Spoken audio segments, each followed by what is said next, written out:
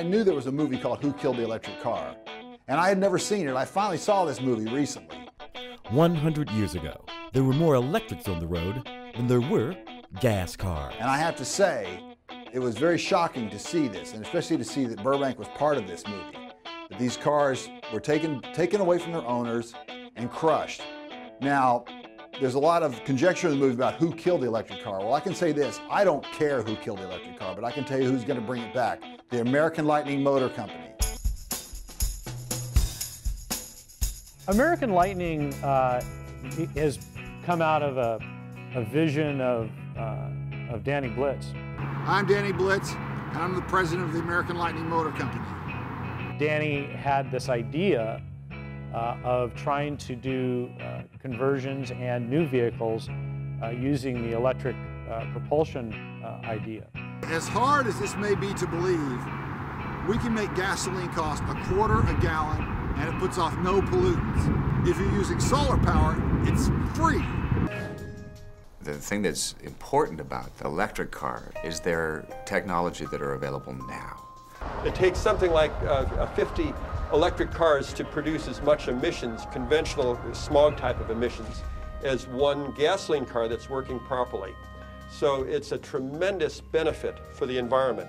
Everything you see here could be an electric car. Every vehicle going on this freeway, every vehicle behind us, in front of us, driving by us, it could all be electric cars. One of the nice things about electric cars is that we don't have to reinvent everything. Tires, they've already invented rubber, and they've done wonderful technological advances in the rubber tire. We don't need to redesign these from the ground up.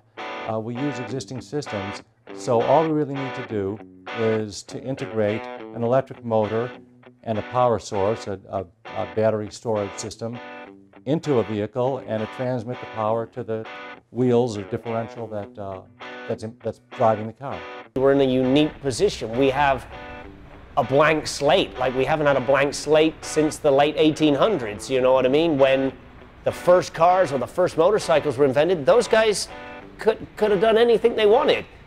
You know, of course, we know a motorcycle has 2 wheels and a car has 4 wheels, but we have a large area that is completely open to invention and new idea, and you know, that's exciting. A car conversion, to me, is taking a vehicle that is either something that you really cherish and want to convert it to electric because you think that's a green way to approach your vehicle, which we would agree. But really, I also see it as somebody who's got a vehicle that they cherish from the past, that's still out there and being done. I mean, you know, the vehicles are being restored every day, and people are putting gas motors in them. Well, why not take that same body style and instead of putting in a gasoline burning or diesel burning engine, why not put an electric motor into that? When the public hears about it, and if it's any kind of reality to it, I think everybody's going to come out winning, both the city, the private party, and the gentlemen or the people who are designing these opportunities. It'll be a win-win-win situation. Everybody wins. Everybody wins. Conversions is a very good way to go because it's taking, you know, gas burners off the road and allowing guys to take the vehicle that they've known and loved for a few years, maybe, and do the green thing with it. Throw away your gasoline car and buy one of our new electric cars. That's just a bad idea. There are almost 300 million gasoline cars in the United States. How many junkyards are we talking about? Hundreds of thousands of junkyards. Converting is the answer.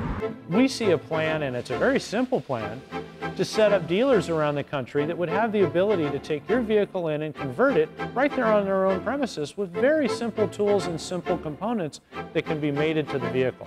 What we do is we bring the car in, steam clean it, yank the motor, the transmission, gas tank, muffler, exhaust, everything that was related to the gas motor, and we replace it with an electric motor and controller and a set of batteries. Well, the nice thing about the electric car is that the electric motor has one moving part. And so there's not much to go wrong. There's some bearings, some brushes, and that's about it. So you don't have to worry about the oil changes or tune-ups or all those normal wear and tear parts because they're just not there. An electric motor will last a million miles, so you know they're inherently dependable.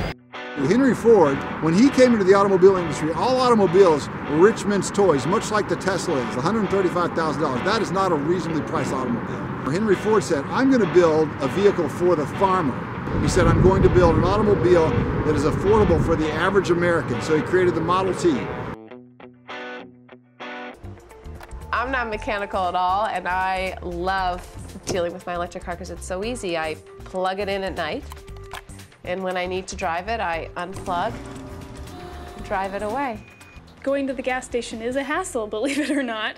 Plugging a car in is not. The American Lightning Motor Company's software will talk from our cars to the grid and allow the grid to communicate back to us and allows our cars to behave intelligently when it comes to energy consumption, so we don't hurt the grid. As a matter of fact, there's another additional benefit, and that is this. The car is a shock absorber to the system, because if the system suddenly becomes under a huge amount of load, our vehicles have so much power in them, they can actually feed power back into the grid. When a car does a handshake with a smart grid, the grid will look for that car number and see if it's been reported stolen. Not only are cars unstealable and you can't even take them to a chop shop, but even a highly sophisticated hacker can't rework the parts and change the digital ID. So it will virtually eliminate all worldwide automobile theft. The new face of environmentalism right here. Right here. You know, like I said, I do have a son, and you do have to hope that this world's going to be around for a few generations yet, and you know, we all know that burning that gas isn't doing us any favors, so we got to move on. Electric cars are going to be cheaper to operate for a number of reasons. Perhaps the first is that the electric motor is an extraordinary device, and it's totally different from an internal combustion engine. An internal combustion engine is always utilizing a certain amount of power, whether you're accelerating, whether you're idling, whatever you're doing, it's filling those cylinders up and it's burning them. It's terribly inefficient. Now, an electric motor is an extraordinary device, because if it's not translating, as it generates a field, and the field creates resistance, and that resistance drives a vehicle.